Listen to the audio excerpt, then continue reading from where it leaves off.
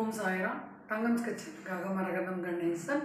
இது ஒரு ஊறுகாங்க பிக்கல் இல்லாமல் யாராலையும் ஏதோ ஒரு ஏஜ் வந்தப்புறம் வேணால் வேண்டாம்னு அவாய்ட் பண்ணுறோம்.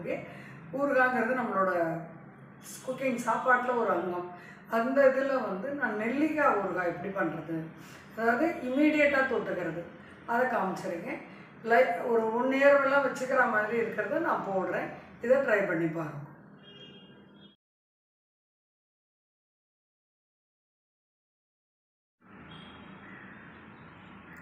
இது தங்கம்ஸ் கிச்சனில் இதுவும் ஒரு ஊறுகாய் தான். இப்போ ஏன்னா சீசன் நல்லா எல்லாம் கிடைக்கும் போது போட்டுக்கலான்ட்டு.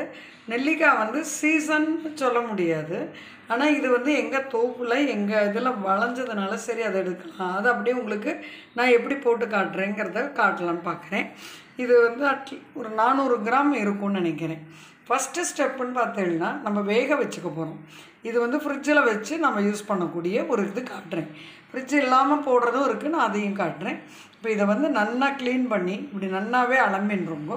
தண்ணியில் போட்டு ஃபுல்லாக அலம்பி துடைக்கணும்னு சொல்லவும். ஆவக்காயெல்லாம் போட்டால் துடைக்கிறோம் இல்லையா, அந்த மாவுடெல்லாம் அந்த மாதிரி இல்லை, ஏன்னா இது வேக தான் வைக்க போகிறோம். ஸோ இப்படி ஒவ்வொரு மாங்காயையும் அந்த மேலே இருக்கிற அந்த இதெல்லாம் இல்லாமல் இப்படி அலம்பி இப்படி எல்லாத்தையும் அலம்பி நல்லா இது பண்ணி போட்டுட்டு இது முங்குற அளவுக்கு தண்ணி விட்டு நம்ம வேக வைக்க போகிறோம். வேகிறதுங்கிறது எப்படின்னா மேல் கலர் மாறிடணும், சீடு பிரித்து எடுக்கிற அளவுக்கு அது வேகணும். அந்த மாதிரி தான் இதில் டெக்னிக். நான் உங்களுக்கு அதை இப்போ தண்ணியை வச்சுட்டு எப்படி எந்த அளவுக்கு தண்ணி விடணுங்கிறதையும் காட்டுறேன் பாருங்க. இப்போ இது நல்லா இந்த தண்ணியில் பார்த்தேன்னா தெரியும் எவ்வளோ டர்ட் இருக்குன்னு. இந்த அளவுக்கு நம்ம வாஷ் பண்ணி எடுத்துன்றலாம். இப்போ இந்த நெல்லிக்காய் முங்குற அளவுக்கு நம்ம தண்ணி விடணும். இதுக்கு மெஷர்மெண்ட் அப்படின்னு கிடையாது, நீங்கள் போடுற அளவுக்கு. இது வந்தப்பறம் காரம்லாம் நான் என்ன அளவுன்னு சொல்கிறேன். இதுக்கு நீங்கள் என்ன போடுறீங்களோ அவ்வளவுதான். இது பார்த்தீங்கன்னா இந்த அளவுக்கு எல்லா நெல்லிக்காயிலையும் தண்ணி பண்ணோன்னா மீடியம் ஃப்ளேமில் வச்சு வேக வைக்கும். அப்போ தான் உங்களுக்கு ஈஸியாக இருக்கும், நல்லா வெந்து ஈஸியாக பிரிஞ்சு கொடுக்கும். ஹையில் வைக்காதீங்க, மீடியம் ஃப்ளேமில் வச்சுட்டு நான் காட்டுறேன். இப்போ பார்த்தீங்கன்னா நம்ம வேக வச்சது 15 நிமிஷம் கூட நான் வைக்கலை, அவ்வளோதான். நான் ஃபுல்லாக முங்குற அளவுக்கு தண்ணி விட்டுருந்தேன், அந்த தண்ணி இருக்குது. இப்போ இது பார்த்தீங்கன்னா தெரியும். இப்போ சொல்கிறதுனால நான் உங்களுக்கு கத்தியில் காட்டுறேன். இப்படி இந்த மாதிரி இப்போ ஓப்பன் பண்ணி அந்த சீடை எடுக்கிற அளவுக்கு இதில் வெந்திருக்கணும். எல்லாமே வெந்திருக்கு பாருங்க. இது நல்லா ஆறணும். ரூம் டெம்பரேச்சருக்கு வந்த உடனே இதெல்லாத்தையும் எடுத்துட்டு எப்படி ஊறுகாய் போட போகிறோம், என்னென்ன மெஷர்மெண்ட்லன்றதை காட்டுறேன். இப்போ நம்ம இதை உரிக்கிற அளவுக்கு வேகணும்னு சொன்னேன். வெந்துன்ருக்கும். ரூம் டெம்பரேச்சருக்கு வர வரைக்கும் வெயிட் பண்ணுவோம். கொஞ்சம் கூலானதுக்கப்புறம் இதை இப்படி பிரித்தோன்னா இந்த மாதிரி உங்களுக்கு இந்த சீடுலேருந்து தனியாக அப்படி வந்துடும். இதை உரிச்சண்டப்புறம் எந்த பவுலுக்கு இது வருதோ அதுக்கு தகுந்த காரம் எல்லாம் எடுத்து வச்சுருக்கேன் இல்லையா, என்னென்ன மெஷர்மெண்ட் காட்டுறேன். நான் இப்போ இதை உரிச்சிட்டு உங்களுக்கு காட்டுறேன். இப்போ நம்ம வெந்து இது பண்ணியிருந்த நெல்லிக்காயை இந்த பவுல், இதே அளவு பவுலில் கோபுரமாக இவ்வளோ இருந்தது எடுத்துட்டுருக்கேன். இப்போ இதுக்கு நான் மெஷர்மெண்ட்டு சொல்கிறேன். இது முக்கால் நல்லாவே முக்கால் வெந்திருக்கு. இப்போது இவ்வளவு இருக்கிறதுக்கு அதே பவுலில் அரைக்கி இது காரப்பொடி போட்டால் போதும். நீங்கள் அப்புறம் கொஞ்சம் இதுவான அப்புறம் பார்த்துட்டீங்கன்னா வேணும்னா ஒரு 1/2 ஸ்பூன் 3/4 ஸ்பூன் சேர்த்துக்கலாம். ரொம்ப காரம் ஆகிடுதுன்னா குழந்தையெல்லாம் சேர்த்துக்க முடியாது. ஸோ இதுக்கு காலுக்கு கொஞ்சம் கூட அரைக்கி கம்மி தான் காரப்பொடி போட போகிறேன். அதே மாதிரி எண்ணெய், நல்லெண்ணெய் தான். ஊறுகாய்னா உங்களுக்கு எல்லாருக்கும் தெரியும் நல்லெண்ணெய். நல்லெண்ணெய் 1/4 கப்பு விடலாம். 3 டேபிள் ஸ்பூன் விட்டு முதல்ல விடும்போதே நம்ம அதை விட்டுறணும். அப்புறம் நீங்கள் நாளைக்கு ஒரு ஊறின அப்புறம் பார்த்தீங்கன்னா எண்ணெய் விட்டுருக்கான்னு செக் பண்ணுவோம். இல்லைன்னா அப்புறமா ஒரு டேபிள் ஸ்பூன் எண்ணெயை நல்லா பொங்க சுட வச்சு தான் ஆட் பண்ணணும். ஸோ இப்போ இதோட மெஷர்மெண்ட்டு காலுக்கு கொஞ்சம் கூட அரைக்கி கம்மி காரப்பொடி, 1/4 கப்பு நல்லெண்ணெய், 3 டேபிள் ஸ்பூன் நல்லெண்ணெய், அதுக்கு 1 டீஸ்பூன் கடுகு, 1 டீஸ்பூன் வெந்தயம், உப்பு அளந்து நான் இப்போ போடுறேன். இந்த நெல்லிக்காய்க்கு மேக்ஸிமம் பார்த்தீங்கன்னா ஒரு 1.5 டேபிள் ஸ்பூன் தேவைப்படும், போட்டுக்கலாம். பெருங்காயம் நல்லா 1 டீஸ்பூனுக்கு மேலேயே போடலாம். இந்த வெந்தயத்தை ட்ரை ரோஸ்ட் பண்ணி பொடி பண்ணி போடணும். இப்போ வெந்திருக்கு இல்லையா இந்த தண்ணி, இதை கொட்டிடாதீங்க, இது இப்படியே வச்சுக்கோங்க. நம்ம நெல்லிக்காயை போட்டு வதக்க ஆரம்பிச்சுட்டோன்னா கொஞ்சம் ஜலந்தளித்து சுருள வைப்போம். மெயினாக இன்னொன்று நான் சொல்லிடுறேன். இந்த நெல்லிக்காயை நீங்கள் ஒரு 15 days ஃப்ரிட்ஜில் வச்சு யூஸ் பண்ணலாம். நான் நெல்லிக்காயை ஃப்ரெஷ்ஷாக போட்டு இது மாதிரி வேகாமல் அது எவ்வளோ 1 வருஷம் கூட வச்சுக்கலாம். அதையும் நான் போடுறேன் சேனலில். இந்த நெல்லிக்காய் வெந்து பண்ணுறோம். ஒரு 15 நாள் 20 நாள் ஃப்ரிட்ஜில் வச்சு நீங்கள் யூஸ் பண்ணலாம். அதனால் இந்த தண்ணியை வச்சுக்கோங்க. இதை விட்டு வெந்து சுருளை பண்ணி தான் பண்ண போகிறோம். வாங்க நம்ம வீடியோக்குள்ளே போகலாம். இப்போ பாருங்கள், ஒரு 3 டேபிள் ஸ்பூனுக்கு நல்லெண்ணெய் விட போகிறேன். நான் திருப்பியும் சொல்கிறேன், ஊறுகாய்னா நல்லெண்ணெய் தான். அதுதான் உங்களுக்கு லைஃப் இருக்கும். பாருங்கள், இது ஒரு 3 டேபிள் ஸ்பூன் விட்டுருக்கேன். இதை அடுப்பில் நல்ல ஹை ஃப்ளேமில் முதல்ல வச்சுக்கோங்க. வதக்க ஆரம்பித்தப்புறம் மீடியமுக்கு மாற்றிக்கலாம். நல்லெண்ணெய் விட்டுருக்கேன். கடுகு எடுத்து வச்சுருந்தோடனே அதை போட்டுக்கலாம்.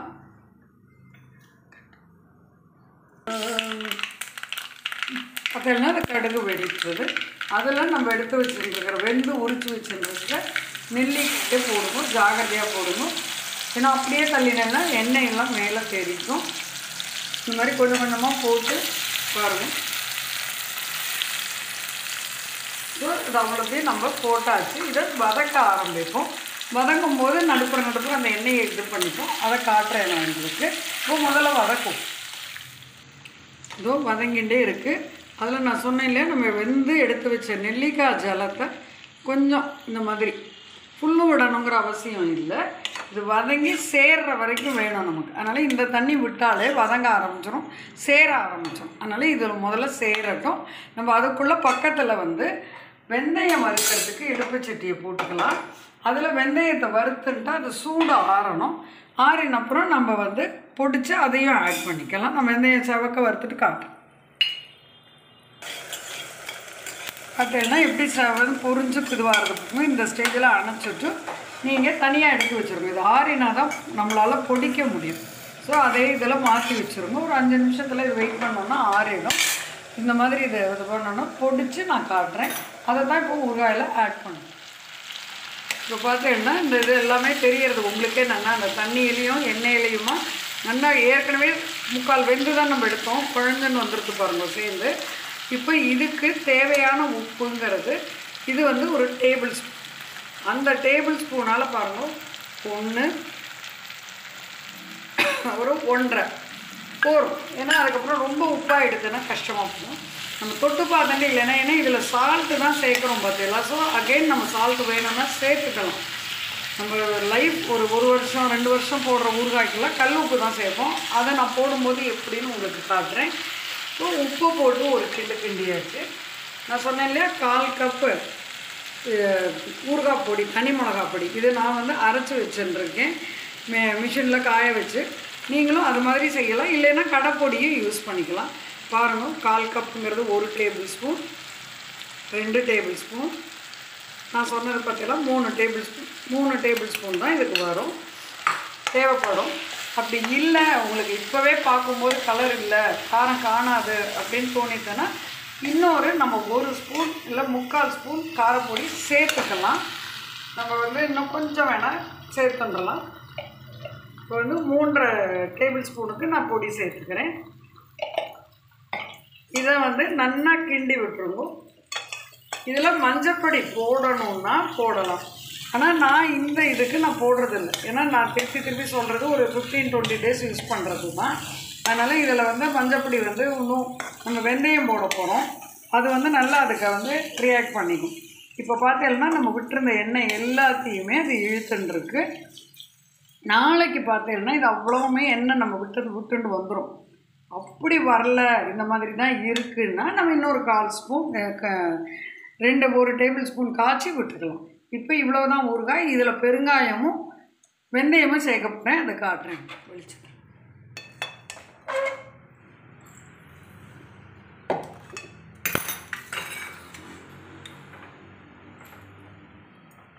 இப்போ பார்த்தீங்கன்னா நம்ம போட்ட ஊறுகாய் எண்ணெயெல்லாம் குடிச்சுட்டு நல்லா இதுவாக இருக்குது. நம்ம இடிச்சிருந்த அந்த வருத்தம் இல்லையா வெந்தய பொடி, அதை போட்டுருவோம். பெருங்காயம் போட்டுருவோம். பெருங்காயம்லாம் நன்னாவே போடுங்க. ஏன்னா நன்னா இருக்கும், ஊறுகாயெல்லாம் வாசனையாக இருக்கும் பெருங்காயம் போட்டீங்கன்னா. ஸோ போட்டுட்டு இதையும் நல்லா ஒரு கிளறி வச்சிடும். இது நல்லா எண்ணெய் விட்டு ஊறிண்டு இன்றைக்கி சாயங்காலத்துக்குள்ளே நாளைக்கு காலையிலக்குள்ளே பார்த்தீங்கன்னா எண்ணெய் விட்டுன்னு நல்லா கொஞ்சுன்னு இருக்கும். அதை காட்டுறேன் நான் உங்களுக்கு. அதுக்கப்புறம் நம்ம டேஸ்ட் பார்த்துட்டு எது எது வேணுமோ ஆட் பண்ணலாம். இல்லைன்னா இந்த மெஷர்மெண்ட்டே சரியாக இருந்ததுன்னா நம்ம அப்படியே என்ஜாய் பண்ணலாம். இதை நம்ம நெக்ஸ்ட் இன்றைக்கி மூடி வச்சுட்டு நாளைக்கு பார்க்கலாம். இப்போ வந்து இந்த நெல்லிக்காய் ஊறுகாய் பார்த்தீங்கன்னா நம்ம போட்டு 2 நாள் ஆகுது. முந்தா நாள் போட்டோம், நேற்றுக்கு 1 நாள் விட்டுருக்கேன், ஊறிடுது நல்லா. இதே மாதிரி இருந்தாலே நமக்கு போகும். இது பார்த்தீங்கன்னா அடியில் நல்லா எண்ணெய் தோஞ்சுன்னு நல்லா இருக்கும். இதுவே இல்லை நம்ம இன்னும் கொஞ்சம் வச்சுக்க போகிறோம், அதனால் வேணும் கொஞ்சம் தொய்ய இருக்கட்டும் அப்படின்னாக்க இன்னும் 1 டேபிள் ஸ்பூனுக்கு கொஞ்சம் 1.5 டேபிள் ஸ்பூன் எண்ணெய் காய்ச்சி விடலாம். நான் உங்களுக்கு சொல்லியிருக்கேன் இல்லையா, எண்ணெயை எப்போ ஊறுகாய்க்கு விட்டாலும் ஆவாக்காய் தவிர எல்லா ஊறுகாய்க்கும் எண்ணெய் காய்ச்சி தான் திருப்பி நீங்கள் ஆட் பண்ணணும். இப்போ வாங்க நான் எப்படி அதை போட்டிருக்கேன் கரண்டி, அதில் எண்ணெயை காய்ச்சி எப்படி விடுறோங்கிறத நம்ம பார்க்கலாம். இப்போ இந்த மாதிரி ஒரு சின்னதாக ஒரு கரண்டி இருக்குது, இரும்பு கரண்டி போட்டுக்கோங்க. இதில் நான் வந்து பாருங்கள் 1 டேபிள் ஸ்பூனுக்கு கொஞ்சம் கூட தான் எண்ணெய் விட்டுருக்கேன். ஏன்னா உங்களுக்கு அதை தொய்ய இருக்கட்டும் அப்படிங்கிறதுனால. இது இப்போ நல்லா புகஞ்சு சூடு வரும், பார்த்துட்டே இருக்கும். ஏற்கனவே போட்டதுனால இந்த சைடெல்லாம் வந்தாச்சு. இன்னும் ஒரு 2 நிமிஷம், 1 நிமிஷத்துக்கு குறைவாகவே வச்சுக்கலாம், சூடு வந்துடும். அணைச்சி அந்த இதில் விட்டு கலரிடலாம். அவ்வளோதான், ஊறுகாய் நமக்கு டேஸ்ட் பண்ண ரெடி ஆகிடுது.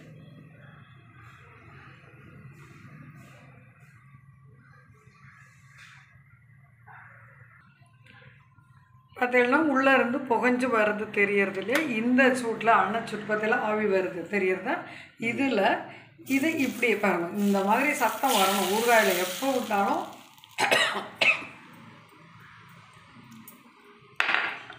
இதை நல்லா கலரின்றுவோம். பாருங்கள் நல்லா கலரிக்கோங்க. இதில் நமக்கு எண்ணெய் தோஞ்சுன்னு இருக்குது பார்த்தீங்களா. இப்படியே வச்சுட்டேன்னா ஒரு 20-25 நாள் வச்சுக்கலாம். நல்லா ஸ்டோர் பண்ணி ஈரம்லாம் படாமல் வச்சிடலாம். நல்லா 1 மாதமே வச்சுக்கலாம். ஃப்ரிட்ஜில் வச்சு தேவையானதை எடுத்துட்டு மீதியை கையோட ஃப்ரிட்ஜில் வச்சு யூஸ் பண்ணிங்கன்னா இந்த ஊறுகாய் தாராளமாக 1 மாதத்துக்கு ரெடியாக வச்சுக்கலாம். நம்மளோட நெல்லிக்காய் ஊறுகாய் ரெடி ஆகிடுது டேஸ்ட்டுக்கு.